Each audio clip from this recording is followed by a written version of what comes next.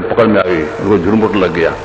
उसी तरह से हम आपकी आंख में जो चेतन की धारा है, इसे हम आपको मन का बड़ा मेल है, इतना मेल है कि ये दृष्टि इधर रहती है, मन उधर रहता है, और जिस दशा में दृष्टि रहती है मन भी उसी दशा में रहता है।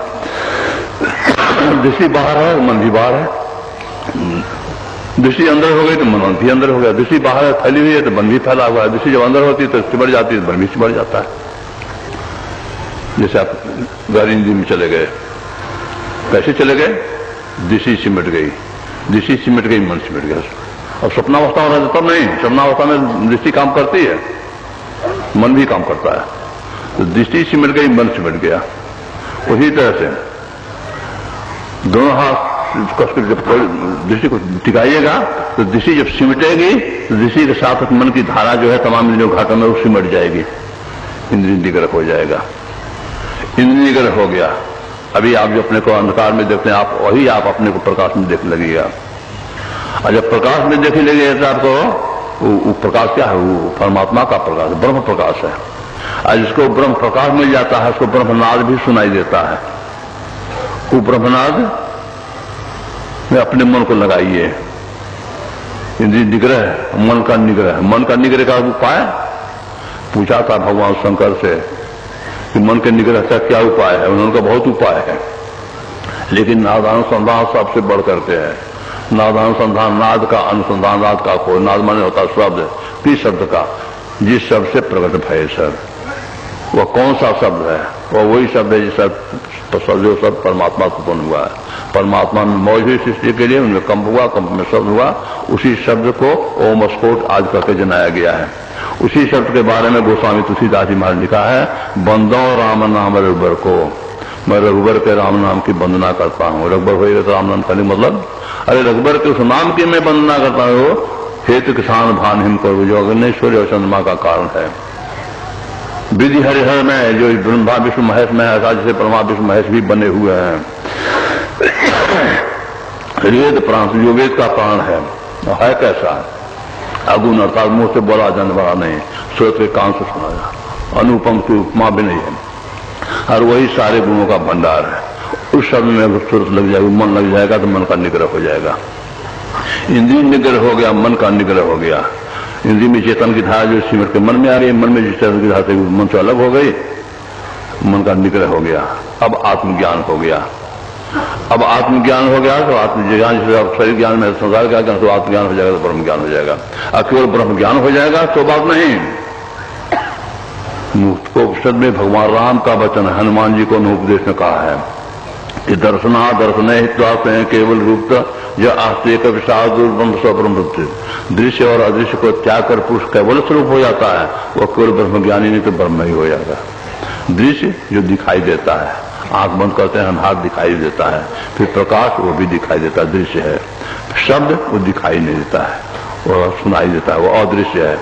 ये दो तरह के पद देखे, दोनों पद में जो पार हो जाता है, भगवान राम कहते हैं वह केवल ब्रह्म ज्ञानी नहीं तो स्वयं ब्रह्म ही हो गया। जानत तुम्हें की स्थिति प्राप्त हो जाएगी। संत महात्मा लोग इंद्रिय निग्रह मन निग्रह, लेकिन ये प्रारंभिक नहीं है, इसके पहले कुछ करना पड़ता है। इसके योग्य बनने के लिए, इसके योग्य बनने के लिए जो उपासना है उसी को मोटी उपासना परमात्मा नाम का जप और स्थूल का ध्यान करते हैं। परमात्मा नाम का जप कीजिए, सूर्य का ध्यान कीजिए। ससुई में आप तागा पहनाते हैं तो सूता कैसे मलते हैं? सूता क्यों मलते हैं? और ऐसे बिखरे हुए मले घुस भी नहीं करेगा। उसे बिखरा हुआ जो मन है इसको थोड़ा समेट में लेगा, डिस्चार्ज हो भी नहीं करेगा।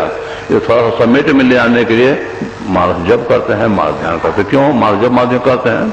अरे संसार क्या है? संसार में ही मन बिखरा हुआ है, और संसार है नाम रूपात्मक। तो नाम रूपात्मक जगह से समेटने के लिए नाम रूप का सहारा लेते हैं। तो बहुत नाम रूप है, तो बहुत ये नाम एक रूप का सहारा लेकर बहुत नाम छूट गया, बहुत रूप छूट गया, सिमटा हो गया। अब आप बिंदु ध्यान करने के योग बनेंगे, और बिंदु ध्यान करेंगे तो आप अभी जो आप आंख बंद करते हाथ देखते हैं, आप वही आप अपने को प्रकाश में देखने लगिएगा। आप प्रकाश में जब देख लिएगा तो उसी समय आपको ब्रह्मनाद भी सुनाई देगा। हमारे गुरु महाराज कहते थे जिसको ब्रह्म प्रकाश मिल गया, ब्रह्मनाद मिल गया, मानो परमात्मा को दोनों हाथ मिल गया। जैसे कोई बच्चा अपने माता के दोनों हाथ के बीच में चला जाता है तो अपने को निर्भय पाता है। हो सकता है माता का बच्चा छूट भी जाए, लेकिन परमात्मा के प्रकाश और शब्द रूपी हाथ के बीच में भक्त चला जाएगा। गुरु महाराज कहते उस पर बम बोला कहने गिरे, न पल बिछड़े पिया हमसे, न हम बिछड़े प्यारे से। अब उसका बिगाव नहीं होगा। कहने का तात्पर्य इसकी ठीक ठीक युक्ति जाननी है। इनमें मनगढ़ंत की बात नहीं है, बिल्कुल दुरुस्त बात है, जचने योग्य बात है।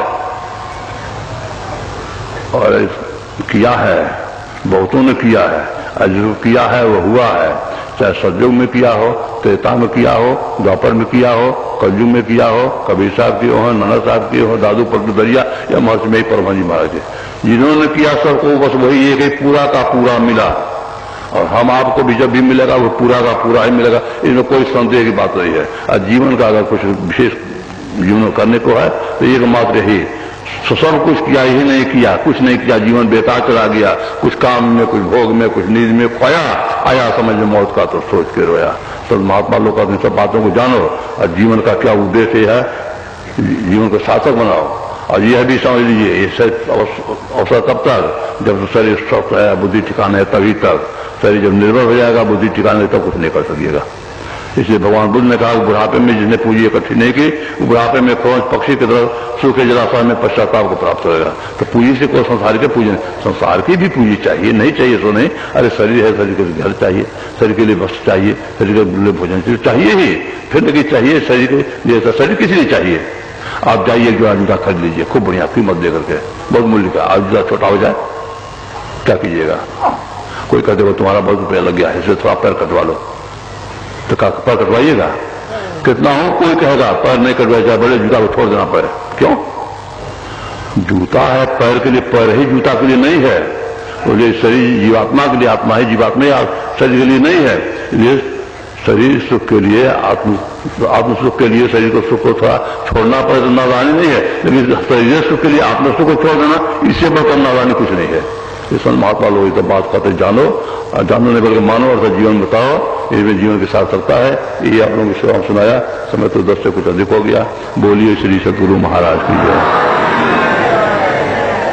आरती के पहले एक प्रोग्राम है, विनोद कुमार जी कल से ही बाबा की स्वीकृति ले चुके हैं, वो मंच पर आ जाएं और गुरु महाराज के संबंध में जो कैसेट बनाया है महर्षि मही चरित्र का, वो बाबा के कर कमलों द्वारा विमोचन कराएं।